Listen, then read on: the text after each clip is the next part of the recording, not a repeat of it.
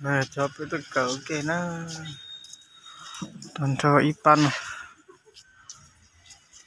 cái tôi sai trò chơi lấy cho nhiều xí nè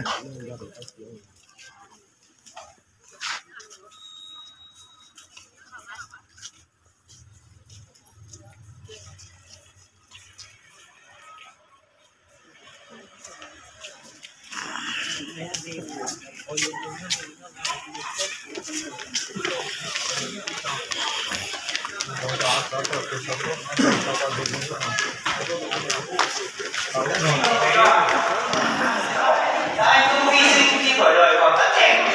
Có anh chưa tròn 20 tuổi, có anh chỉ có tên và không một dòng chữ chỉ. Máu thịt của các anh đã hòa vào đất của quê hương trong mỏ.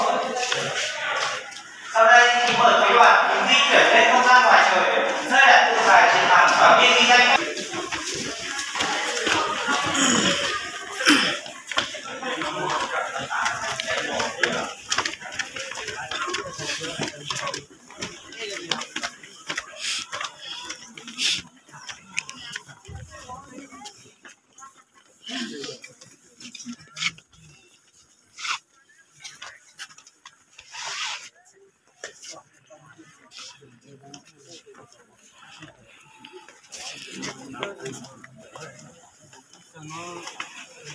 Đá 6 đá 7 chắc.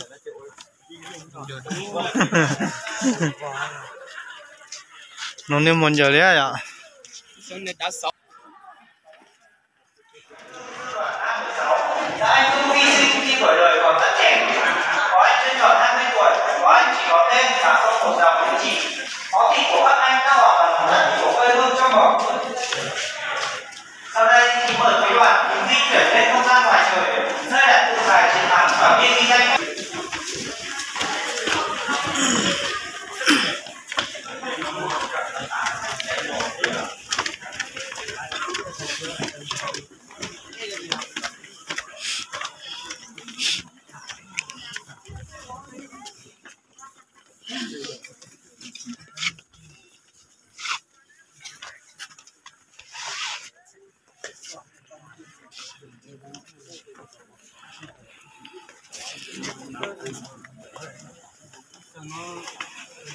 Đá 6 đá 7 chắc.